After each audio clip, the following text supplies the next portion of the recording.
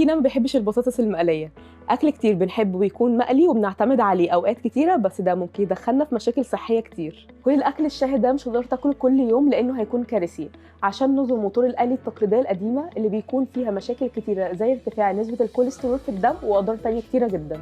طب ايه الحل وسط التطور والتكنولوجيا اللي بنمر بيها دلوقتي؟ الحل بسيط، وهو اننا هنغير بعض المعطيات بس في المعادله دي، وهي اننا نستخدم طرق تانية في القلي، ووجود التكنولوجيا سهل علينا ده. الآلات الكهربائية دلوقتي حلت المعادلة دي، وهي إننا بكمية زيت قليلة جدا وبالهواء الساخن نقدر نوصل لنفس النتائج وبشكل أسرع وصحي أكتر. يعني تقدري دلوقتي تعملي نفس الأكل بدون أي مشاكل صحية مع استخدام الآلات الكهربائية.